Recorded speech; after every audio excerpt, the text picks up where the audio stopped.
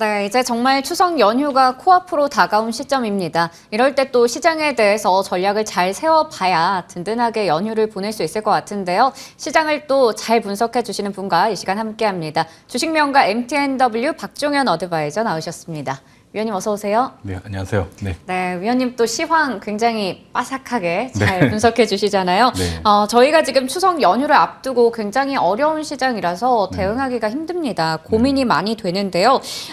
단기적으로 바닥권에 좀 다져가고 있는 코스피. 일단 어제 종가 기준으로 2,500이 좀 깨졌기 때문에 네. 많이 또 걱정이 돼요. 시장 어떻게 보셨나요? 네. 일단 제가 3분기는 미국 국채 금리 기준으로 해서 장단기 금리차가 일단 1년 이상 일단 역전된 상태가 시작된 시점이 이제 3분기라고 말씀을 드렸고, 그 이제 8월부터 일단 시장 조정이 왔습니다. 9월 달 보시게 되면 2,500을 종가 기준으로 하회했는데, 지금 여러 가지 시장 컨센 분석을 보시게 되면은 미국 국채 금리 같은 경우는 4.75%까지 일단 추가적으로 일단 상승에 대한 여력이 남아있는 상태이기 때문에 우리나라 국내 지수도 지금 보시게 되면 이전에 한번 말씀드렸듯이 하반기 어느 정도 2,400 초반까지 열어놔야 된다. 근데 차트 한번 보여주시게 되면은 코스닥 같은 경우는 고점 대비 마이너스 10% 정도 조정이 왔습니다. 그러면 이전에 보시게 되면 조정이 왔을 때 보통 10% 이상에서 어느 정도 조정을 마무리하고 반등이 왔고, 코스피 같은 경우는 고점 대비 한 7% 정도 빠졌는데, 보시게 되면 이전 저점은 일단은 지지받는 형태입니다. 그러면 지금 구간에서 61선 기준으로 이 파란 라인이 61선입니다. 그러면 말씀드렸듯이 61선 이상 구간이 과매수 구간, 그리고 61선 이하 구간이 어떻게 보면 과매도 구간인데, 추후 시장이 연휴 이후에 어느 정도 기술적 반등이 나온다면은 그래도 20-30% 어느 정도 현금화를 하시면서 하반기를 좀 대응하는 전략이 좀 필요하다, 이렇게 좀 말씀을 드릴 수 있을 것 같고요.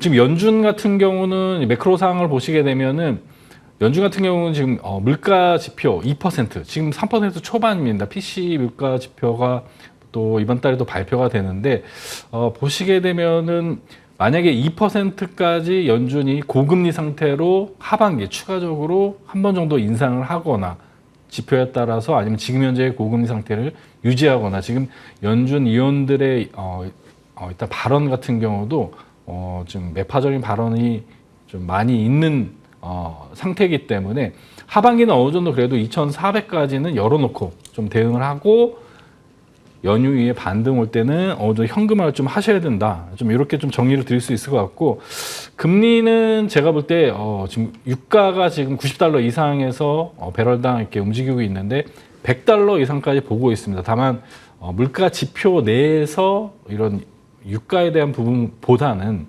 일단 주택 가격, 이런 주거비 부분이 굉장히 높기 때문에 주거비 부분은 그래도 조금 하향 안정화가 좀 되고 있는, 꺾이는 구간에 있기 때문에 앞으로 우리가 하반기 경제 지표에서 가장 유의 있게 보셔야 될 부분은 이 PC 물가 지표 중에 주택 가격, 주거비 부분이 어떻게 변화되는지, 그리고 실업률에 대한 부분, 요 두 가지 부분이 어떻게 보면 경제 지표 중에 가장 중요한 부분이 아닐까. 그래서 그 부분은 추가적으로 계속 돌파 매매에서 모니터링 하면서 좀 관련해서 공유를 좀 드리도록 하겠습니다. 네, 좋습니다. 지금 고유가와 고금리에 대해서 시장이 좀 아무래도 흔들리고 있는 구간인데, 이러한 부분들 저희 시간에 계속 함께 하시면서 전략 세워보시면 좋을 것 같고요. 연휴 이후에 지수가 기술적으로 반등이 나왔을 때는 이제 하반기를 대응할 수 있게 어느 정도 현금화를 하자, 이렇게 좀 전략 세워주셨습니다. 자, 그러면 이제 수익률 점검해 보도록 하겠습니다. 저희 시간에 7월과 9월에 두 차례 SY를 추천해 주셨는데요. 재건 관련주죠. 이 종목은 최고가 기준 수익률이 40% 이상을 기록하고 있습니다.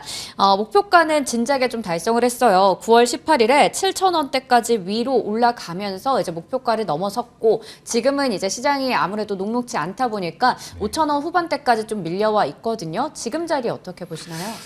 앞서 브리핑에서 일단 2차전지 관련돼서 좀 말씀을 드렸는데, 에코프로 잠시 일단 분석을 좀 드리고 요거 좀 말씀을 좀 드리도록 네, 할게요. 알겠습니다. 네. 코스닥 같은 경우 대표적으로 에코프로를 좀 보시면 될 것 같습니다. 이전에 한번 이전에도 제가 똑같은 말씀 한번 드렸어요. 이렇게 고점을 형성하고 보시게 되면 3개월 정도 기간 가격 조정이 이루어졌기 때문에 지금 현재 시점에서 고점 기준으로 보시게 되면은 제가 10월 달에 어느 정도 2차 전지도 기술적 반등이 나온다는 말씀이 일단 3개월 정도 기간 조정 이후에는 기술적 반등이 나온다. 그러면 코스닥 같은 경우도 일단 연휴 이후에 10월 달 정도에는 기술적 반등이 나올 수 있다라는 관점이고 동일한 관점에서 이런 성장 중에 대표적으로 일단 에코프로가 있듯이 지금 현재 SY나 지금 제가 추천드렸던 레인보우 로보틱스 이런 로봇주들도 동일한 관점입니다. 물론 지금 가치주가 이렇게 부각을 받을 수 있는 구간이나 이런 부분이 어느 정도 시장에 반영이 되면은 성장주들도 다시 한번 기술적 반등이 나올 수 있다고 보고 있습니다. 그래서 레인보우 로보틱스도 보시게 되면은 거래량이 아직 나오지 않았습니다. 제가 동사 같은 경우는 이 정고점을 중장기 관점에서 일단 로봇 관련된 종목군들은 이 정고점을 돌파할 수 있다는 관점이기 때문에 지금 보시게 되면 레인보우 로보틱스는 15만 원이나 이하 구간은 우리가 좀 분할로 좀 매수해야 될 구간이고 SY 같은 경우도 지금 하반기 보시게 되면 3분기보다 4분기가 어느 정도 실적이 개선되는 지표상 개선되는 섹터가 보면 건설기계 대표적으로 2차 반도체 장비 쪽, 미디어 쪽 이런 부분이 3분기보다 4분기가 더 점점 개선되는 일단 섹터입니다. 동일하게 이런 인프라 관련된 종목군들도 제가 요즘에 지속적으로 강조드리고 있지만 SY 같은 경우도 목표가를 달성은 했습니다.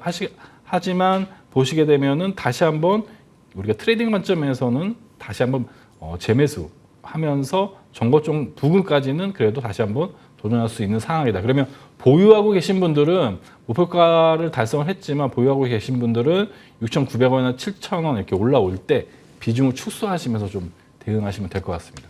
네, 이렇게 좀 에코프로 2차 전지 쪽에 대한 그 성장주에 대한 전략부터 해서 하반기에 어떤 업종을 좀 보면 좋을지까지 얘기를 주신 것 같습니다. 하반기에 이제 로봇이나 건설 기계 쪽도 괜찮다라는 말씀 주시면서 SY 같은 경우 목표 주가를 달성했지만 트레이딩 관점에서 볼 수 있다 이렇게 짚어주셨고요. 잠깐 나가긴 했지만 레인보우 로보틱스 이어서 이제 ES 해보자면 이 종목은 최고가 기준 수익률이 120%를 기록하고 있고요. 9월 11일에 24만 원대였던 주가가 지금은 16만 원대까지 좀 내려와 있습니다. 지금 이렇게 로봇 관련주가 좀 조정을 받고 있는 상황에서 한 번 더 진입이 가능할까요?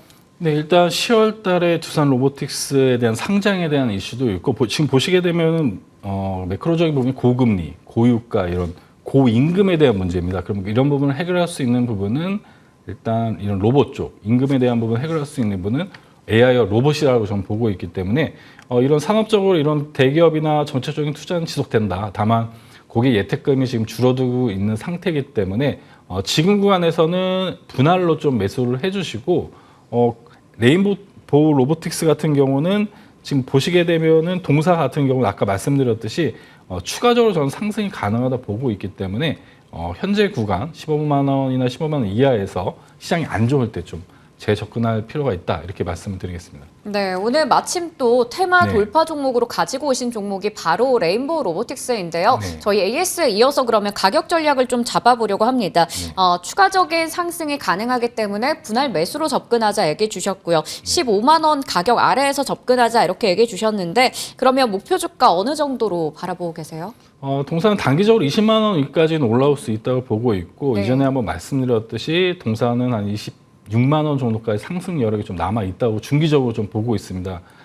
지금 두산 로보틱스 청약이 일반인들이 한 2주 정도 이렇게 좀 청약을 받으신 것 같은데 네. 그 청약을 못 받았던 물량도 다시 한번 로봇 쪽으로 좀 수급이 좀 들어올 수가 있다. 그리고 보시게 되면 라인을 제가 하나 그어놨는데 15만 원 부근에서는 어느 정도 박스권 지지 구간이기 때문에 동 구간 부근에서 좀 분할로 매수해 주시면 될 것 같습니다. 그래서 동사는 너무나 유명한 한국 대표적인 로봇 관련된 종목이고 보시게 되면은 한국 최초형 이족 보행 로봇 휴보를 일단 개발한 기업이고 가장 큰 이슈는 일단 삼성전자가 일단 지분 투자했다. 그리고 추가적으로 지분 투자도 가능하고 동사는 지금 보시게 되면 물류 로봇, 서비스 로봇 이런 사업도 신규 추가하면서 어떻게 보면 대표적인 종합 로봇 관련된 종합 플랫폼 기업으로 지금 발돋움하고 있다 이렇게 보시면 될 것 같아서 동사는 중기적으로 좀 보시는 게 좋다. 그러면 매수는 언제 하나 이런 시장이 안 좋을 때 이런 구간을 좀 하시면 된다 이렇게 말씀을 드리면서 15만 원 시장이 조정 올 때 부근에서 매수해 주시고 현재가 시초가 이하로 하시면 될 것 같아요. 그리고 목표 가격은 단기적으로 1차 목표가 20만 원 제시해 드리고 손절 라인은 지금 돌파해서 15만 원, 종가 기준으로 15만 원 이렇게 제시해 드리도록 하겠습니다. 네, 15만 원 이하에서 이제 매수를 하는 것을 추천드리고요. 목표 주가는 20만 원, 그리고 손절가는 종가 기준으로 15만 원 이렇게 잡아주셨습니다. 다음 종목은 앞서 이제 하반기에 실적과 관련해서 기대가 되는 건설기계 쪽이 될 텐데요.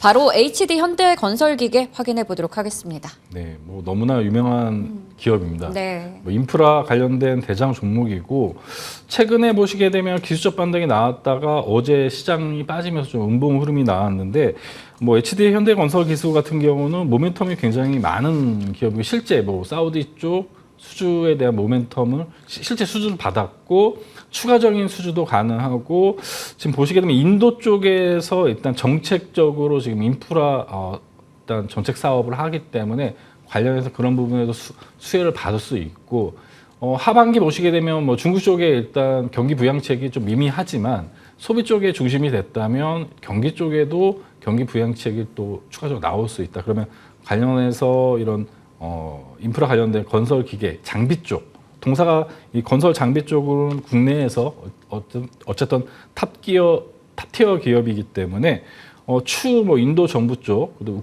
우크라이나 재건에 대한 여러 가지 모멘텀이 있습니다. 그래서 동사 같은 경우는 앞서 설명드렸듯이 업종 내에서 3분기, 4분기 더 좋아지는 섹터이기 때문에 이렇게 시장이 안 좋을 때 이런 기업들을 좀 모아 가신다면은 4분기 만약에 반등이 올 때 우리가 어느 정도 좀 수익을 좀 취할 수 있다라는 전략입니다. 그래서 동사가 어제 좀 많이 빠지긴 했는데 음봉에서 시초가 이하 이렇게 좀 분할로 매수해 주시고 목표 가격은 밴드 상단이 86,000원 이렇게 제시해드리고 손절 라인은 이 전저점 부분입니다. 전저점이 66,000원 이렇게 제시해드리도록 하겠습니다. 네, 두 번째 종목은 HD 현대건설기계였고요. 매수가는 79,000원 이하, 목표 주가는 86,000원, 손절가 66,000원 제시해 주셨습니다. 오늘 얘기해 주신 부분들 다 기억해서 투자 전략 세워보도록 하겠습니다.